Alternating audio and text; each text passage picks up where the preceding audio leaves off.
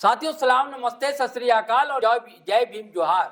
साथियों विलंब से थोड़ी सूचना हम लोग ये दे रहे हैं, लेकिन लगातार संभावनाएं जो थी वो तो हम लोग बता ही रहे हैं सुबह से ही दोस्तों कि आखिर जीत हो गई सोमेश सोरेन की।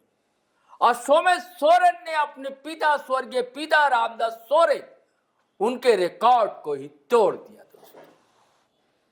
बहुधा ऐसा कम देखने को मिलता है कि कोई पिता का ही रिकॉर्ड उनका पुत्र तोड़ डाले, लेकिन घाटशिला की सूचनाओं में वैसे ही देखने को मिला। और यह जीत क्यों संभव हो सकी, इस पर हम विचार करेंगे साथी। वो ये है कि क्या अनुशासन, परिश्रम, संगठन की क्षमता या सत्ता का बल या जनता के बीच लोकप्रियता या सहानुभूति की लहर पर सवार रही सोमेश सोरेन। क्या कारण रहे इसके जीत के? क्योंकि बिना इनकी बातों को किए दोस्तों हम सारी तस्वीरों को साफ साफ समझ नहीं सकते। ये तो ठीक है, एक लाइन की बात है कि सोमेश सोरेन जीत गए। यह भी एक आम सी बात है कि जिसकी सत्ता होती है अक्सर उपचुनाव का रिजल्ट उसके झोली में जाया करता है, लेकिन कई जगह इसके विपरीत भी रिजल्ट सामने आते हैं। लेकिन हेमंत सोरेन की सरकार में तो अब तक सकारात्मक ही निर्णय मिलते रहे। फिर भी पॉलिटिकल एडिटर हमारे साथ है शैलेंद्र सिन्हा, उनसे हम समझेंगे कि क्या क्या कारण रहे इस जीत के और इस जीत को किस तरह देखते हैं। जी शैलेंद्र जी। सर देखिए, तो सबसे पहले तो मैं दो बातें मैं कहूंगा जिसकी चर्चा आपने की, और मैं उस दो बातों को सहमति कह लीजिए, असहमति कह लीजिए, मैं जताना चाहता हूँ। सबसे पहले ये जीत नहीं है, रिकॉर्ड जीत है, महा रिकॉर्ड रिकॉर्ड, क्योंकि अब तक घाटशिला में किसी भी उम्मीदवार ने 1 लाख का आंकड़ा नहीं छुआ था मतों में। और लेकिन इस बार सोमेश सोरेन ने वो आंकड़ा ना सिर्फ छुआ, बल्कि जैसा आपने भी कहा जो रिकॉर्ड जीत है 38,000। हाँ बिल्कुल, 38,000 से ज्यादा मतों से यदि आप जीत रहे हैं तो आप उसको हल्की जीत में या साधारण जीत नहीं कह सकते। और खासकर तब जब विपक्ष के रूप में भारतीय जनता पार्टी जैसी पार्टी है और जिसके उम्मीदवार को आप हरा रहे हैं। आप देख रहे हैं ना बिहार में क्या परिवर्तन हुआ है। बिहार में देखिए क्या लहर चली है। अब समझ लीजिए, जो एक ठीक पड़ोसी राज्य में बिहार जैसे राज्य में भारतीय जनता पार्टी रिकॉर्ड 90% से ज्यादा स्ट्राइक रेट से जीत दर्ज कर रही है, और वहां उसी पार्टी को यदि झारखंड में आप समझ सकते हैं 38,000 वोटों से और एक क्षेत्रीय पार्टी हरा रही है, तो ये साधारण औंधे मुंह गिर जाती है, औंधे मुंह गिर जाती है। तो और वो भी लगातार दूसरी बार 1 साल के अंतराल में। तो ये एक दूसरी बात जो आपने एक वर्ड जो छोड़ दिया, जो क्या किस चीज की जीत है, मैं कह रहा हूं उसमें जनता का भरोसा भी आपने छोड़ दिया। जनता के भरोसे की भी ये जीत है, क्योंकि जो भरोसा कल तक उन्होंने दिवंगत मंत्री रामदास सोरेन के ऊपर जताया था, आज वही भरोसा, या आप तो कहेंगे जो उससे भी ज्यादा भरोसा, वो सोमेश पे जता रहे हैं। उनको लग रहा है जो अपने बीच का बच्चा, अपने बीच का बेटा उनका, वो सदन में जा रहा है।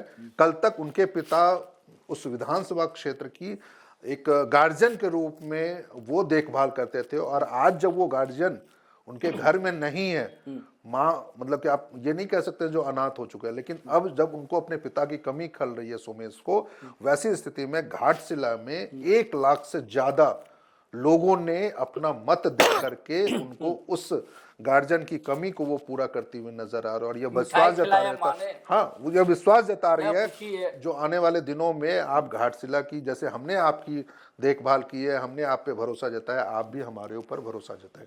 अच्छा बाबूलाल को क्या दूसरी एक महत्वपूर्ण बात, जैसे चुनाव मेहनत तो की ना, परिश्रम भी रहा, बहुत ज्यादा पूरे जेएमएम का रहा, सब चीजें रहा, सब चीज रहा उसमें। बिल्कुल आपने विक्टर पूरी टीम सबकी, मतलब किसी एक व्यक्ति का हम इसको श्रेय दे ही नहीं सकते, सामूहिक प्रयास, सबका प्रयास था। और सबसे बड़ी बात है जो व्यक्तित्व है सोमेश का, वो एक बहुत हर चीज की। आप बताइए ना, जो एक मामले तक आज तक उसके खिलाफ मुझे घाटशिला केस में वेस किसी नहीं।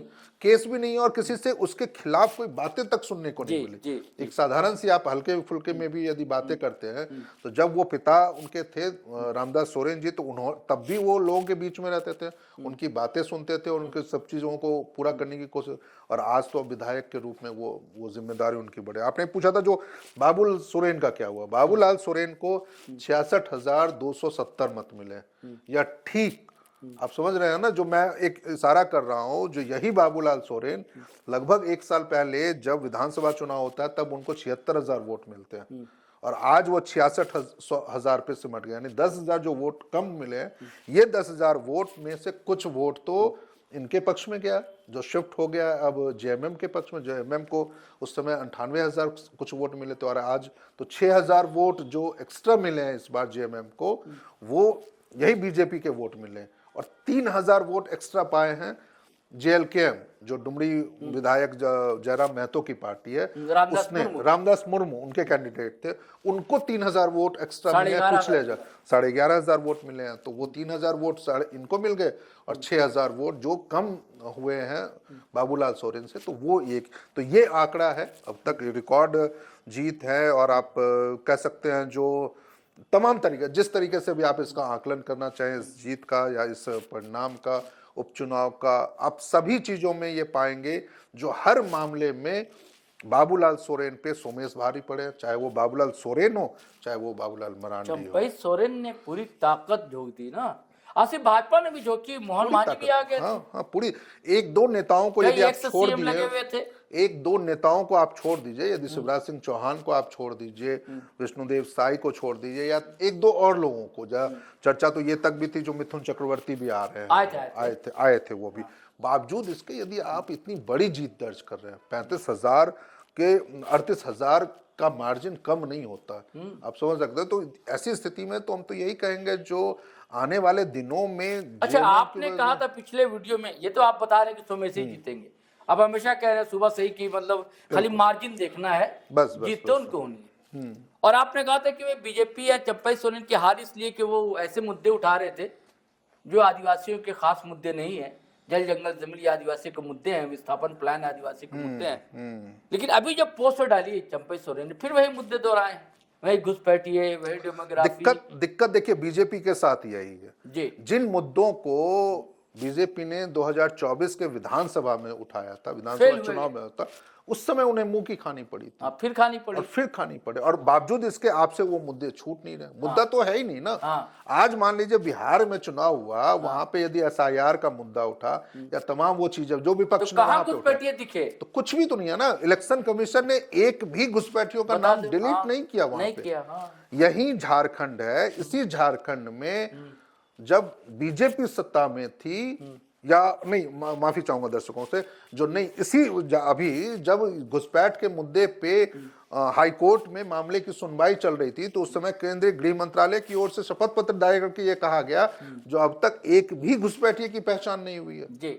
अब तो हमें तो इंतजार इस मामले को लेकर ऐसे है जैसे अभी बिहार में चुनाव प्रचार के दौरान चाहे प्रधानमंत्री हो चाहे केंद्रीय गृह मंत्री हो, वो यहां तक कह रहे थे जो हम लोग घुसपैठियों को चुन चुन कर बाहर भेजेंगे। इंतजार करते हैं अब जो अगले 6 महीने में, 20 साल में तो एक भी उनको घुसपैठिए नहीं मिले, और ना इलेक्शन कमीशन को इस बार एसआईआर में मिले।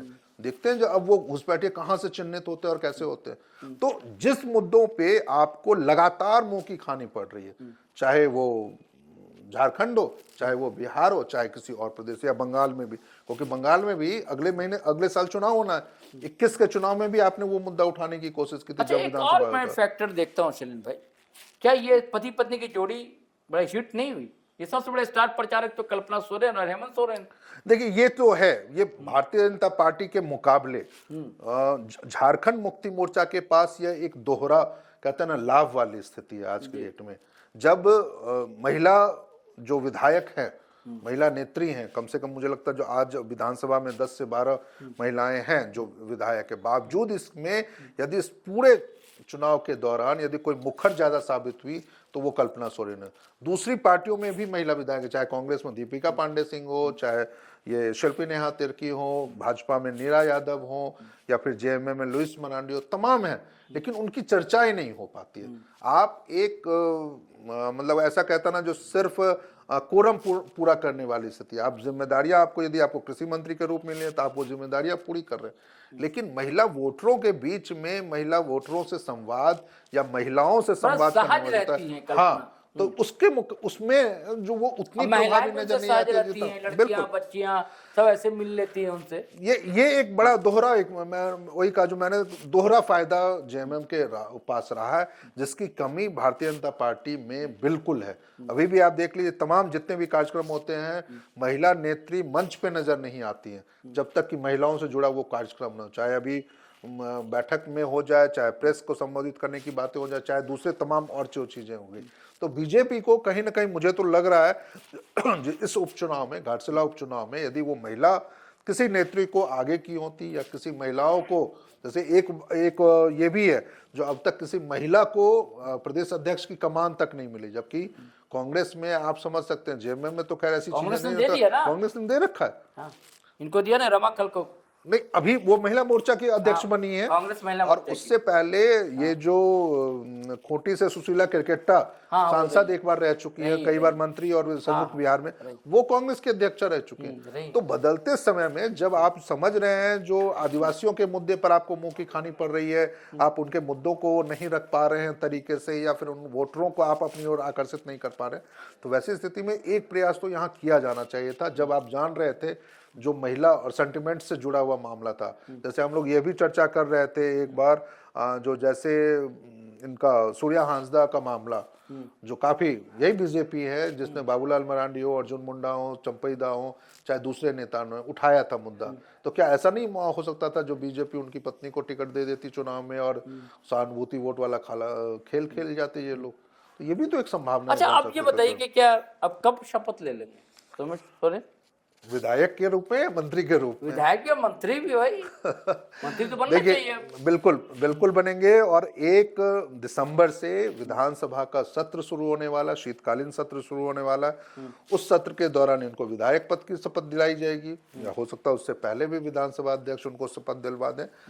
मंत्री, मुझे लगता है जो शीतकालीन सत्र के बाद वो शायद मंत्री पद की शपथ ले सकते हैं, लेकिन तय तो मुख्यमंत्री को करना होगा। लेकिन मुझे फिर से मैं कहूंगा, शायद मैंने अपने पिछले किसी वीडियो में भी ये बातें कही थी, जो मुख्यमंत्री इंतजार अब तक सिर्फ इसलिए कर रखा था उन्होंने, एक मंत्री पद जो खाली हुआ है 4 महीने पहले, वो ताकि ये उपचुनाव संपन्न हो जाए और फिर उनके ऊपर यह आरोप भी ना लगे जो वो अपने पुरानी चीजों को, वही उसी रवायत को आगे बढ़ा रहे हैं। एक चीज और जो मैं भूल गया था आपकी बातों में, मैं वो कहूंगा, जो मुख्यमंत्री हेमंत सोरेन ने अपने उस रिकॉर्ड को भी बरकरार रखा है, जो इनके शासनकाल में जब जब उपचुनाव हुए हैं उसमें जीत इन्होंने हासिल की। ये तो मैंने कहा, आपने कहा, लेकिन मैं इसमें एक जो महत्वपूर्ण तथ्य, रोचक तथ्य ये है, जो इनके पिता दिवंगत शिबू सोरेन जी, दिशोम गुरु, वो जब उपचुनाव लड़ रहे थे, वो मुख्यमंत्री रहते हुए अपना उपचुनाव हार गए। तो एक रिकॉर्ड इन्होंने अपने पिता का बेहतर अपने तरीके से रखा है, मान रखा है, उनकी चीजों को रखा है, या फिर हम ये भी कह सकते हैं जो सबक भी रखा है, जो सबक उस उपचुनाव में हार से मिली थी जेएमएम को, मुख्यमंत्री के रूप में दिवंगत बाबा शिबू सोरेन जी को, तो उसको कहीं ना कहीं ध्यान में अब रखते हुए पूरी ताकत के साथ हेमंत सोरेन, पूरी जेएमएम पार्टी, पूरी सरकार, या मतलब तमाम पदाधिकारी, विधायक, सांसद जो भी उनके पास है, सब लोग पूरी ताकत से एकजुटता से चुनाव लड़ते हैं। इसमें हम ये भी नहीं भूल सकते हैं जो कैसे जो उनके एलाइज हैं, चाहे वो कांग्रेस हो, चाहे वो राजद हो, चाहे वो वामपंथी दल हो, उनकी भी भूमिका इस बार बड़ी रही। हर मंच पे बड़े, भले ही बड़े नेता ना है, लेकिन प्रदेश अध्यक्ष सुबोध कांत साहब, दीपंकर भट्टाचार्य, या फिर दूसरे जो विधायक है, सब लोग वहां नजर आए। बिल्कुल। और एक और महत्वपूर्ण बात जो मैं अपने दर्शकों को याद दिलाता हूं, जो हम लोग कई बार चर्चा भी कर चुके थे, प्रदीप बलमुचू का प्रदीप बलमुचु फैक्टर हाँ क्या कोई किया नहीं, काम नहीं कहेंगे, लेकिन चुपचाप मुझे रहे। अब समझ में आ रहा है जो प्रदीप बलमुचु फैक्टर भी इसमें काम किया है और काम जेएमएम के पक्ष में किया। मुझे लगता है जो वो चुप्पे चाप काम कर रहे हाँ हैं। चुप्पे चाप काम कर गए, और इसमें हेमंत सोरेन जी की भूमिका मुझे लग रहा है जो बहुत महत्वपूर्ण रही होगी, और उन्होंने ट्रैक 2 वाले तरीके से, आप जिसको कहते हैं ना जो मतलब कि ट्रैक 2 डिप्लोमेसी कहते हैं, जो जो मेन स्ट्रीम में नहीं दिखती है, पीछे आपको पर्दे के पीछे Backdoor की से रहता है, काम हाँ करते हैं। बैकडोर से, तो बैकडोर से जो कहीं चुनाव प्रचार के दौरान प्रदीप बालमुचु ने दिखे नहीं। एक बार सिर्फ एक मीडिया को वो जरूर बयान दिया था जब उनसे कुछ सवाल पूछे गए थे, नहीं तो उन्होंने कभी कोई बयान नहीं दिया, कभी वो क्षेत्र में निकलते नहीं दिखे। चुनाव प्रचार तो दूर की बात रही, यदि वो निकल के आ जाते तो शायद मुझे लगता है जेएमएम के लिए ये जीत उतनी आसान नहीं रहती। चलिए साथियों, फिर मिलते हैं हम लोग। सारे लोगों की बधाइयाँ आ रही हैं। महबूबा माजी ने बधाई दी है, इरफान अंसारी ने बधाई दी है, हेमंत सोरेन ने बधाई दी है, जैसे चीफ मिनिस्टर हैं, और भी कई लोग, और ताता सा लगा हुआ बधाई देने का। और हम लोग शुभकामनाएं देते हैं। सोमेश सोरेन अच्छा काम करें, मंत्री बने तो और अच्छा काम करें, शुभकामनाएं हैं जीटी रोड लाइव की ओर से। और हम दोनों को इजाज़त दीजिए, लेकिन जाने से पहले वही गुजारिश है कि अगर आपने हमारा चैनल सब्सक्राइब नहीं किया दोस्तों तो कर लीजिए। अब वीडियो हमेशा की तरह धड़ाधड़ फटाफट खटाखट शेयर कीजिए, लाइक कीजिए, कमेंट कीजिए। आज्ञा दीजिए, इजाज़त दीजिए। जय हिंद, जय भारत।